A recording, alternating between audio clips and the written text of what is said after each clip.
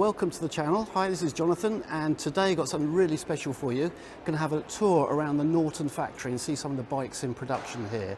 So we're up at Solihull. This is the brand new facility. Construction started in 2021. This factory, running at full capacity, can apparently turn out about 8,000 bikes per year if it was running 24/7. TVS is the owner of Norton, and TVS is an absolutely huge Indian company. I think they're like number 2 or number 3 in the world. They produce in half a day as many bikes as Norton could produce in an entire year. So that gives you an idea of the scale of Norton's owners these days. In the reception here you can see a few models.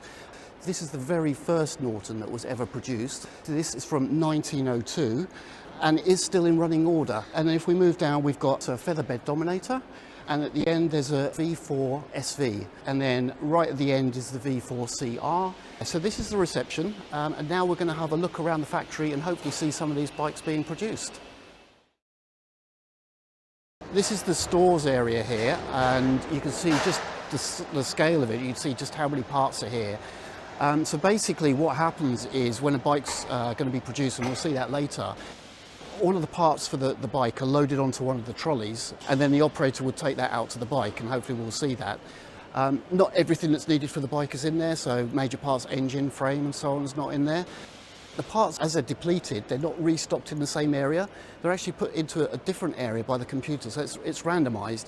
And the thought behind that is when a production operative comes out to pick up the parts, they're not always going to the same place every time and get into that habit of picking up the parts. So because some of the parts are very, very similar, there is a danger that they might go to that place and pick up a part thinking that's for the bike and actually get the wrong part. Also notice that there's lines around as we go round, markings on the floor. Different colours have different meanings. So yellow lines mean that's a static area, so that could be for bikes or the trolleys that we see there. Blue areas mean that something's active, it's being worked on. Different markings to help people as they're producing the bikes. So what you see here, this area is where the frames, exhausts, subframe, that's all getting manufactured in-house here. So basically as you've got raw material, like this bit of metal here, this is going to become an exhaust pipe. This little bit here, this is part of a Commando frame, and I'll show you in a minute where that is going to get welded up. So yeah, so basically all these parts here eventually going to get welded in-house into those parts for the bike. So let's have a look at that next. So this is where the actual welding is done. So this one is 961 mainframe assembly, and various parts here will be welded up. So as I mentioned, the exhaust, the frames and so on, before they go through for checking. So let's have a look at that. Before I do, could you do me a big favour? Hit the like button. It'll recommend this content to other people who might find it interesting, and it encourages me to make more content like this. Thanks very much. So behind me, this is where a lot of the measurements are taken for a lot of the parts are either produced in-house or sourced out from Norton. And Norton have told me that they're very, very tight on quality. That's their primary focus at the moment. It's not so much getting bikes and numbers out the door. They want every bike that comes out to be top quality. One of the machines that they use in here is on a granite bed. Basically that's because it's so accurate that if the temperature in this room, and it's a clean room, if it were to variate by 1 or 2 degrees, that could throw out the measurements. And also, of course, there's other machines operating here in the factory causing vibrations. So you can imagine, again, that's going to throw these measuring devices out. So that's sort of showing the attention to detail that they're putting into the production here. This is one bit I can't show you. This is where the design is done. This is closed doors here, as you can see, not able to take camera equipment in there for obvious reasons. This is where they're designing the bikes of the future. Much as I'd love to have a look around there, clearly that's not going to happen today, but it's quite a big area there. And yeah, it'd be interesting to see what comes out of this room in the next few years. What you see behind me, so this is where all of the polishing is done in-house. Apparently there's one guy here who does all of the polishing for Norton, so I don't know if he gets holidays or if he's allowed to be off sick. For example, he would do the polishing on the frame of a V4, and that would take him about 6 hours to do the whole frame and the subframe. Every bit of metal that needs some polishing is done here in-house by this one guy.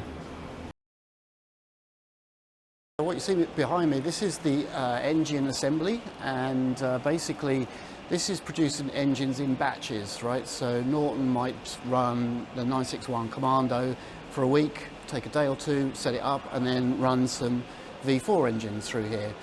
So everything is computer logged apparently that comes through here. So for example, even things like torque wrenches, they're all connected to the computer. It knows exactly what part is being assembled and it will record. So if it's within tolerances, absolutely fine. If something doesn't go quite right but it's still passing through quality, they'll let it go through, and that's logged. So that then if something does happen in the future, they know exactly what part that was, whether there's other bikes that were produced with that same batch. They can then decide whether to do a recall if necessary. So everything is computer logged as it goes through here. And yeah, this is basically where the engines are assembled for the bikes.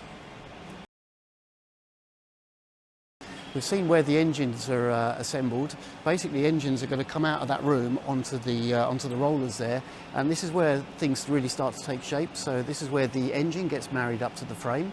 It's either dropped in or hoisted in, or in the case of the V4, from underneath the frame. You see here the trolleys that we saw earlier in the parts store, so loaded up with the ancillary parts, so sprockets, ABS kit, whatever, all there on the trolley, and we'll see it as we go round. Is going to follow the bike around as the bike gets assembled, and yeah, it's really nice now. You can start to see the bikes taking shape.